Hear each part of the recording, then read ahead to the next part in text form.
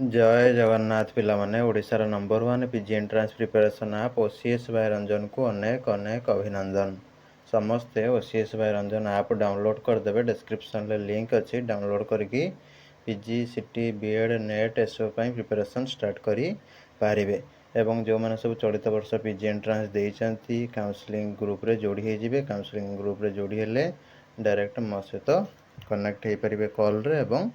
Guidance मध्य पाई पारिबे। वर्तमान आम कथा हबा कि सार पिलांकर जो क्वेश्चन रोचे कि सार होची चॉइस लॉकिंग तारीख कौन पुणी घुंचब कि ना से डेट रू पूरा हो फिक्स आउ केबे कौन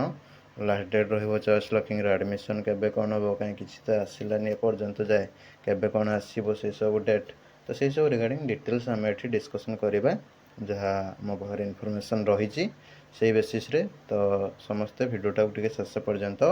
देखु था। टेलीग्राम व्हाट्सएप इंस्टाग्राम सब जोड़ी हो डिस्क्रिप्शन में सब गुड़ाक लिंक अच्छी जीवा वर्तमान टॉपिक ऊपर को। नमस्कार दोस्तों, इस वीडियो को लाइक करें, हमारे चैनल को सब्सक्राइब करें, इस घंटी के आइकन को दबाएं, ऑल सेलेक्ट करें हमारी सभी वीडियो सबसे पहले देखने के लिए। देख पिला माने जो माने सब सीपीटी देइछ बा न देइछ सीपीटी जदि देइछ भल रैंक नाही ताहले तुम डायरेक्ट एडमिशन वर्तमान ठारू कर दियो सम्राट डिग्री कॉलेज ब्रह्मपुर। ये जो इंस्टीट्यूशनटा बा कॉलेजटा ओडिशार गोटे बहुत जनाशुना फेमस इंस्टीट्यूशन। ये केजी रु पीजी सब कोर्स रही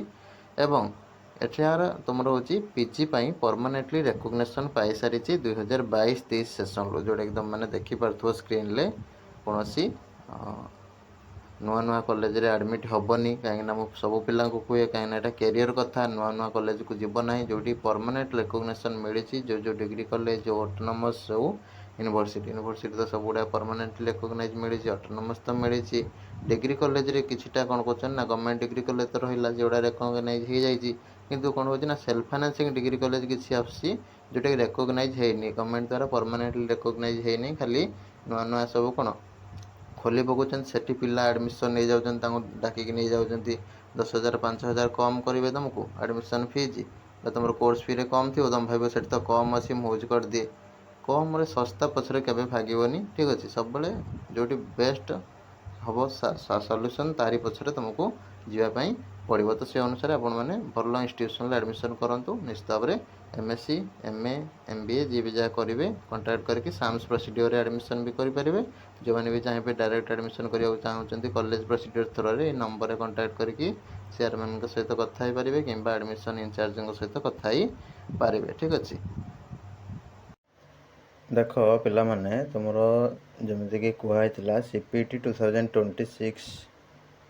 2 वर्ष बीएड। ठीक अच्छे 2 ईयर बीएड बीएचटी एमएड। ठीक अच्छे तार जो प्रवेशिका परीक्षा अनुष्ठित होता तार फाइनल मार्क बा फाइनल रिजल्ट बा फाइनल मेरिट लिस्ट प्रकाश पाइला कौन तुम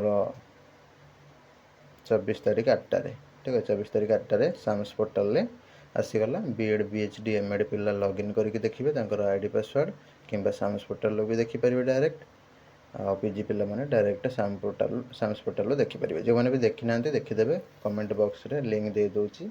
पीजी रो फाइनल मेरिट लिस्ट। ठीक अच्छे एटा हला गोटे कथा एटा तो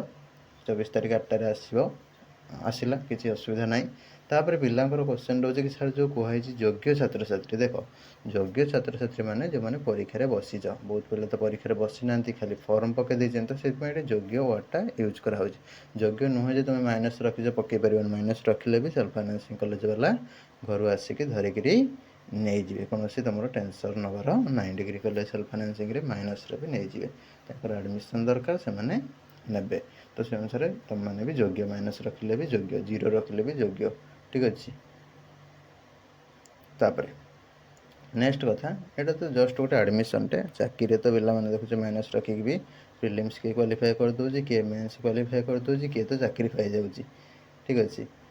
डिफरेन्ट हो देखी हो न्यूज रे शुणी कि डिफरेन्ट हो पोर्टाल मेरिट लिस्ट रे देखी तो यहाँ तो जस्ट गोटे एडमिशन सेमती किसी ना जे तुम जो जीरो बा माइनस रखी एडमिशन हेनी बोले एडमिशन समस्त कंपलसरी हम। ठीक अच्छे तापर 27 तारीख 3टा पाखर चॉइस लॉकिंग 27 तारीख 3टा पाखु तुम चॉइस लॉकिंग स्टार्ट हो तुम एक्सटेंड हबार ना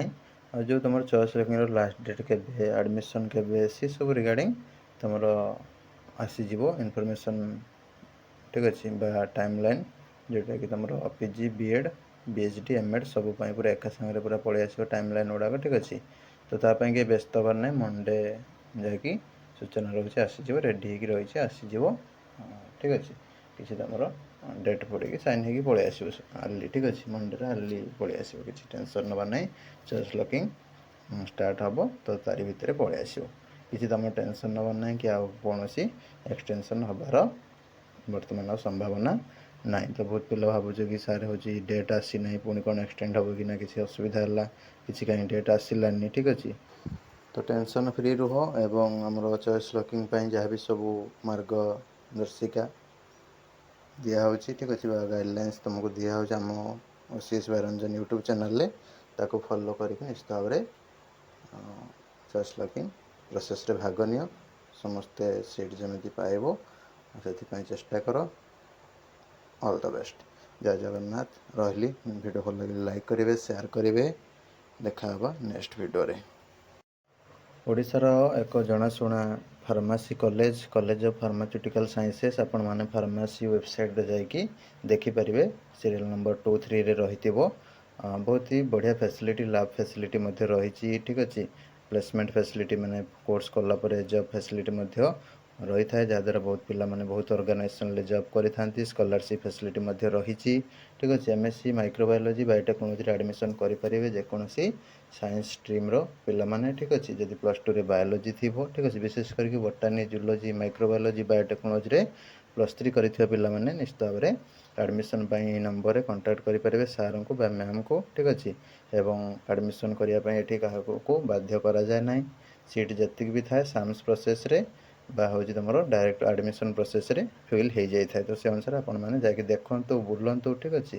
तापर भल लगे एडमिशन करेंगे लैब फैसिलिटी सब देखु नोट्स केमती कौन दिखाई पढ़ापढ़ी केमती हो सब गुड़ाक टे देखु देखिए एडमिशन करनी जल्दी जल्दी लिमिटेड सीट्स ही रही।